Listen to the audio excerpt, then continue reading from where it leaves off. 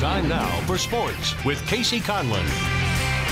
It started with a second straight loss to the Cats. It ended with a man who took the Griz to more national championship games than suffered rivalry losses. At story number 2, it's a change at the top of Montana football.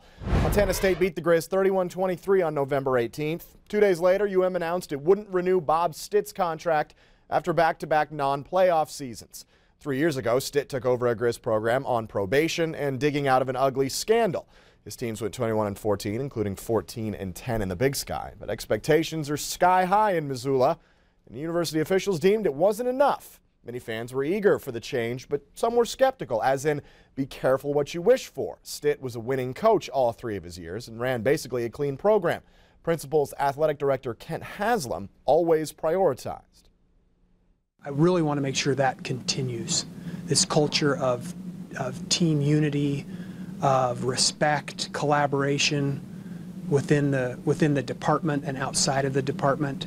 But I do think we need to get that toughness back, that swagger. And I want a coach that will grasp that and really understand what it's like to be the head coach of the University of Montana.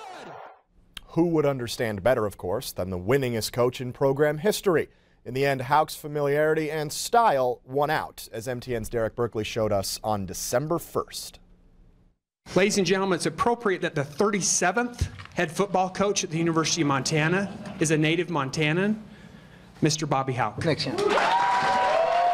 A packed room filled with fans, boosters, UM staff, and Bobby Hauck's family all cheered his return. But the new head coach and the man who hired him wasted no time pointing out the elephant in the room. The debate over whether or not UM should bring Hauck back became very ugly over the past week, and the two men made sure everyone knew they didn't appreciate the degrading dialogue from both sides. There's no room for harassment in Griz Nation. We can disagree, but there is no reason to belittle or harass, and I absolutely condemn that behavior. We're going to all treat each other with dignity and respect around here. It's a core value of this university. It's a core value of this football program, and it has to be a core value within the fan base because we're all together in this. It's Griz Nation.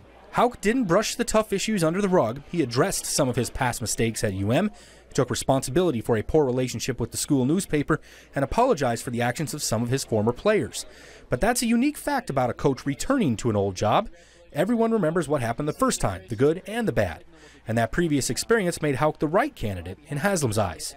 There are very few people who know exactly what they're walking into. Bobby does.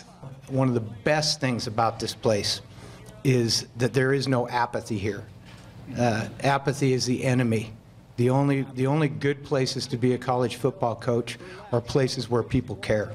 When asked about how the Griz would look next year, Hauck didn't mention X's and O's or what formations to expect. He instead preached a philosophy that echoed exactly what Haslam was looking for when he parted ways with former coach Bob Stitt last week. Not so much worried about style, I'm more worried about temperament, intensity, physical play, toughness. The 4 goals at this place are going to remain the same. To get your degree, to win the rivalry game, to win the Big Sky championship, and to win the national championship. Together we're going to return to dominance here. Go Griz. Let's get after this thing. Okay?